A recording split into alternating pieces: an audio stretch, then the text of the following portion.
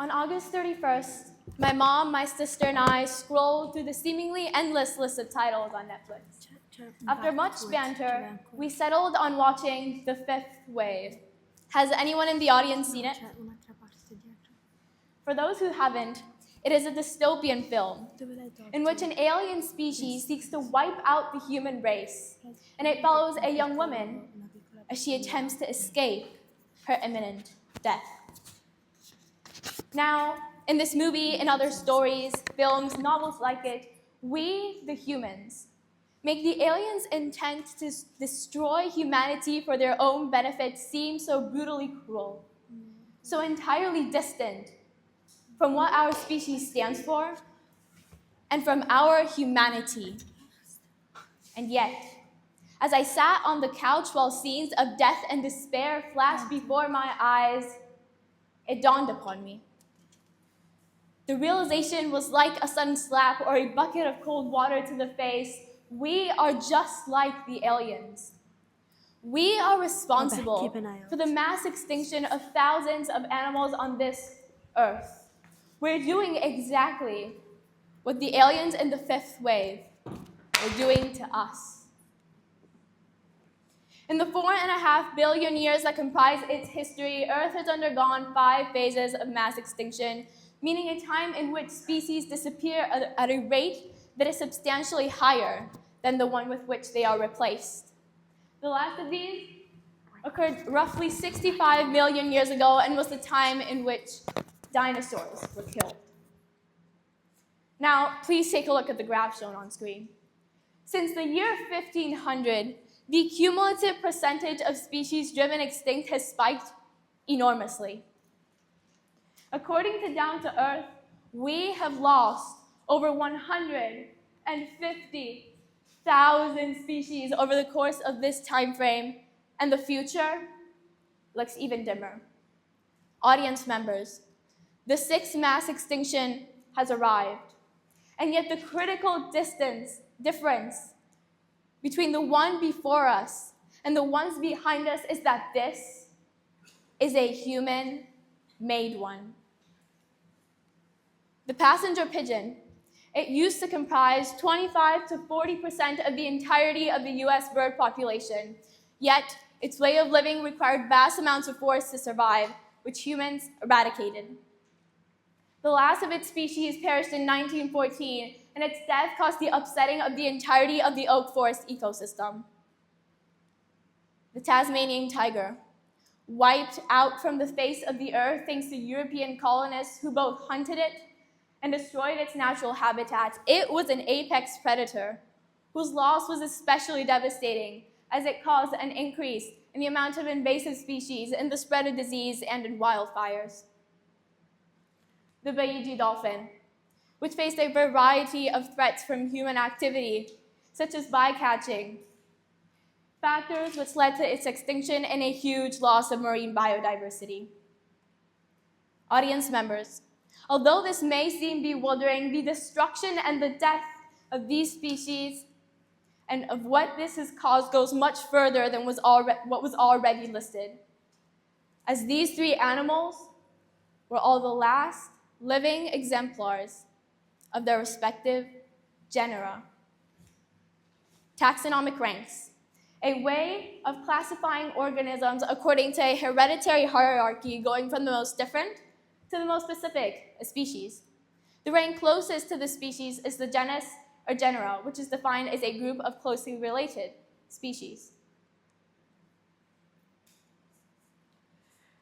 Now, what scientists at Stanford University and around the world are alarmed by is the fact that the extinction we are causing is not only eliminating species, it is eliminating entire genera.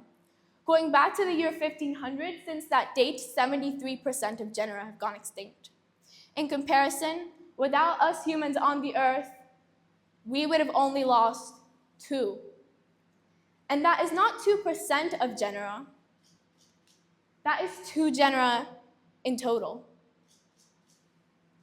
I'd like you to think of all life on Earth as a tree, with a single branch representing a species, a single twig representing a species, and a branch representing a genus.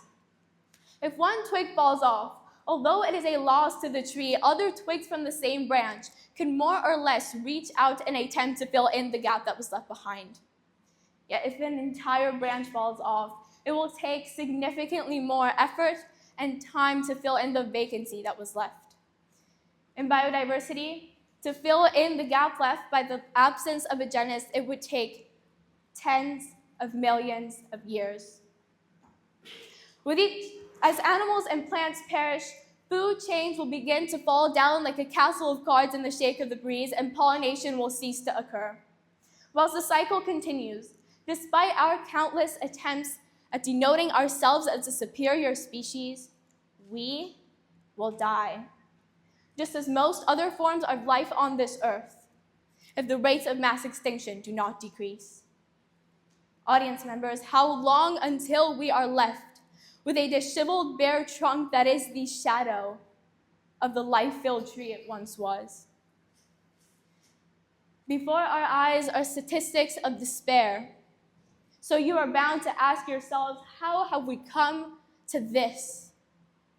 The answer lies in our unsustainable use of land, and our allocations of water and energy, and in man-made climate change. Take a moment to think about how much of the world's ecosystem you think remains alive today. Got it? If you think it's between 25 and 15%, please raise your hand. If you believe it is between 15 and 5%, please raise your hand. If you believe it is less than 4%, raise your hand, but don't rejoice because you are exactly right. Much of this is due to the agricultural industry. Unsustainable food production is causing threats to our ecosystems, increasing our greenhouse gas emissions, which are in turn causing climate imbalances from severe droughts to heavy storms, which are making it difficult to both produce and maintain crops in the first place. For too long, we have been blind. We have turned our heads when faced with the horrid reality of mass extinction. We are present here today with this dour future in our hands. And we seem to be bound by metal chains that seem to press against our opportunities, and yet there are ways to minimize the amount of damage that we are causing. Our global leaders have already began these reforms by implementing the Paris and the accompanying Montreal agreements. It is our responsibility as citizens of this world to educate ourselves on the legislation that is being passed and to ensure that our daily lives align with it. Moreover, small actions in your everyday lives can have a substantial difference. The production of palm oil alone is responsible for the high rates of extinction of rhinos and tigers, so abstain from the use of the product. Furthermore, we must abstain from using pesticides and herbicides that kill insects and bacteria, and not purchase products that are made from threatened and endangered animals, such as snakeskin. Lastly, it is imperative that we stand in unity against the sixth mass extinction by signing petitions, such as the ones proposed by Change.org or Friends of the Earth. Audience members, for one last time, we must act now in order for us not to be everlastingly defined as a heartless and atrocious species who is fortunate enough to be given the gift of life, and with it, did not decide to give, but instead to take. We must act now because in our egomaniacal nature, we have chosen to turn our heads away from the harm we are committing. But in doing so, we have relinquished the fact that we are becoming the killers of our own selves. We must act now, as if we don't, we will be deemed the murderers of the only other form of life we know exists in the entirety of the universe. Thank you.